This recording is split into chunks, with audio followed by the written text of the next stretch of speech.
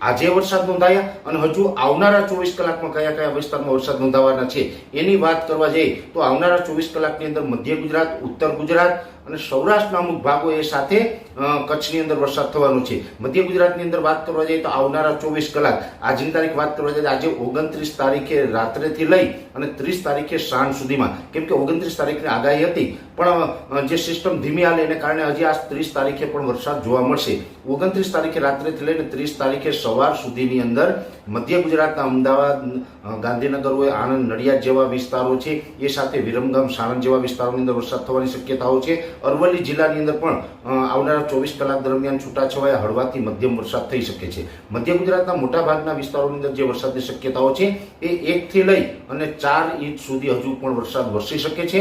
ઉત્તર ગુજરાતના સાબરકાંઠા, બનાસકાંઠા, પાટણ, મહેસાણા આ જે 4 જિલ્લા છે એની અંદર છેલ્લા 24 કલાકની અંદર સારો વરસાદ નોંધાયો અને હજુ પણ આવનારા 24 કલાક દરમિયાન 2 થી લઈને 3 ઇંચ સુધીના વરસાદ પડી શકે અને એકલ દોકલ વિસ્તારની અંદર 3 ઇંચ કરતાં પણ વધારે એટલે કે 5-6 ઇંચ સુધીના પણ વરસાદો પડી શકે છે. એટલે ઉત્તર ગુજરાતમાં પણ હજુ ભારેથી અતિ ભારે વરસાદની શક્યતાઓ આવનારા 24 કલાક દરમિયાન છે.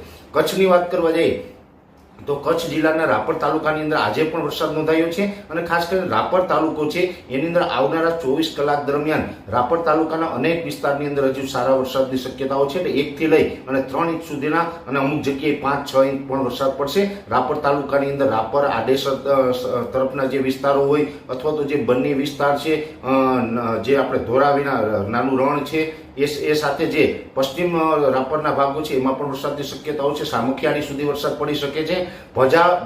ભચાઉ અને ભુજ છે એ તાલુકાઓની અંદર પણ હજુ આવનારા 24 કલાક દરમિયાન સારો વરસાદ પડી શકે છે. ભુજથી ઉત્તર તરફના વિસ્તારોની અંદર કઈ ખાસ વરસાદનું પરફોર્મન્સ નહોતું એની અંદર પણ હવે આવનારા 24 કલાક દરમિયાન ભારેથી અતિ ભારે વરસાદની શક્યતાઓ છે. કચ્છ જિલ્લાના મધ્ય કચ્છ અને જે પાકિસ્તાન બોર્ડર લાગુ વિસ્તાર છે એમાં પણ આવનારા 24 કલાક દરમિયાન વરસાદ પડશે. એ સાથે હવે જોવા જઈએ તો જે સૌરાષ્ટ્રના દ્વારકા અને જામનગર જિલ્લા છે એમાં પણ હળવાથી મધ્યમ વરસાદો પડી શકે છે. 24 કલાકમાં હેવી નહીં પણ હળવાથી મધ્યમ વરસાદ પડી શકે છે. અને મોરબી, સુરેન્દ્રનગર અને એની સાથે જે બોટાદ, એટલે આમ જોવા જઈએ તો હવે તમામ વિસ્તારની અંદર વરસાદ સારો થઈ ગયો છે. પણ મોરબી, સુરેન્દ્રનગર, બોટાદની અંદર હજુ પણ ખાસ કોઈ મોટું વરસાદ થાય કે સારો વરસાદ થાય એવું પરફોર્મન્સ દેખાયું નથી. પણ હજી આવનારા 24 કલાક દરમિયાન એ વિસ્તારોને પણ વરસાદની શક્યતાઓ છે. આમ જોવા જઈએ તો આપણી આગાહી સુધીમાં માત્ર મોરબી, સુરેન્દ્રનગર છે એને હજુ પણ કોઈ સારું વરસાદ થયું છે પણ એટલો બધો નથી થયો, સારું પરફોર્મન્સ નથી. મોરબી, સુરેન્દ્રનગરને બાદ કરતા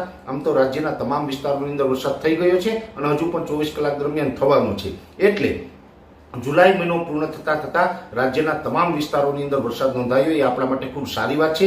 મોરબી, સુરેન્દ્રનગર અને બોટાદ છે એની અંદર પણ જો આવનારા 24 કલાકની અંદર વરસાદ થઈ જાય તો ખૂબ સારી વાત છે. કદાચ 24 કલાકમાં ન થાય તો નવો રાઉન્ડ જે 2 ઓગસ્ટ આસપાસથી આપણે માની રહ્યા છીએ એમાં પણ આવી શકે છે. અને ખાસ કરીને આનું પ્રિડિક્શન જે અમે રોજે રોજ કરતા હોય છે, રોજે રોજ સિસ્ટમોના ટ્રેક બદલતા હોય છે અને એને કારણે એરિયા પણ ચેન્જ થતા હોય અને એ માહિતી તમને રોજે રોજ પહોંચાડતા હોય છે. એવી જ રીતે આવતીકાલે મોરબી, સુરેન્દ્રનગર અને બોટાદ આ 3 જિલ્લા વિશે ખાસ આપણે ચર્ચા પણ કરશું અને અન્ય વિસ્તારો વિશે પણ ચર્ચા કરશું. પણ ઓલ જોવા જઈએ તો રાજ્યના તમામ વિસ્તારોની અંદર વરસાદ પડી ગયો છે અને હજુ પણ 24 કલાક દરમિયાન ઘણા વિસ્તારો એવા છે કે જ્યાં વરસાદ પડશે એટલે જ્યાં વરસાદ નથી ત્યાં પણ આપણી આગાહીના દિવસો દરમિયાન વરસાદ પડી ગયો. આનો મને ખૂબ આનંદ છે. અને ખાસ કરી અને જે રેગ્યુલર આપણી વરસાદની અપડેટ આવતી હોય એની અંદર જે વિસ્તારો બાકી હોય એનો અમે ઉલ્લેખ કરતા રહેતા હોય એવી જ રીતે આવતીકાલે પણ ઉલ્લેખ કરી અને વિશેષ માહિતી આપશું. એટલે આવનારા 24 કલાક દરમિયાન આટલા વિસ્તારમાં વરસાદ પડશે જેની દરેક મિત્રોએ નોંધ લેવાની.